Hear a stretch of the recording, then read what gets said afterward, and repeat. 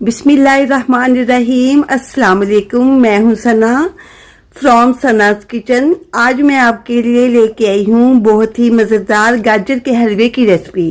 तो चलते हैं रेसिपी की तरफ। बिस्मिल्लाहिर्रहमानिर्रहीम। आज हम आपके लिए गाजर का हलवा लेके आए हैं, इसकी रेसिपी लेके आए हैं।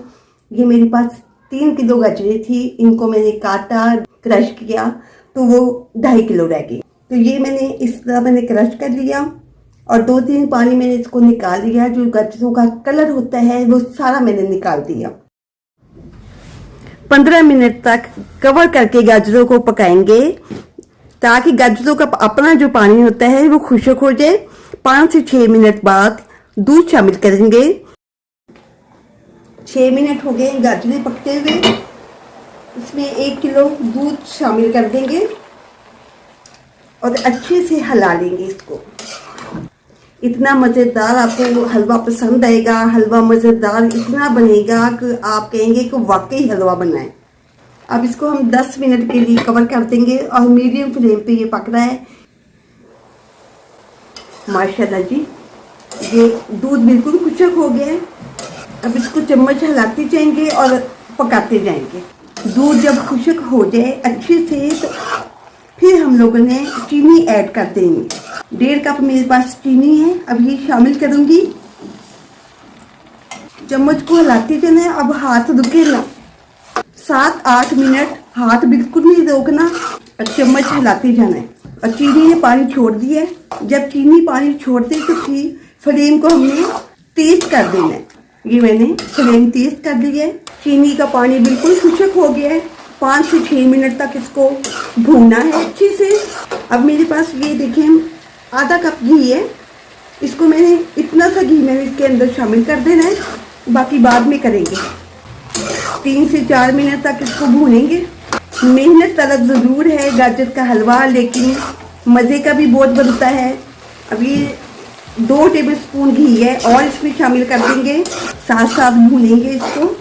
हलवे की जितनी अच्छी भुनाई होगी हलवा उतना ही मज़ेदार लजीज बनेगा। 3 टेबलस्पून ये घी है। 4 अदद मेरे पास अंडे हैं, इनको मैंने अच्छे से बीट कर देना है। बीट इसको बहुत अच्छे से करना है कि अंडे जो है वो मोटे ना रहे। ये देखें, ये बहुत अच्छे से करना है। तकरीबन 3 से 4 मिनट तक तेज बीट करना है।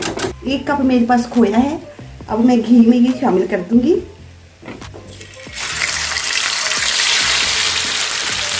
इसको ऐसे हमने अच्छे से इसको मैश कर देना है घी में। और अब इसके अंदर अब इस वक्त हम इसमें अंडे शामिल करेंगे।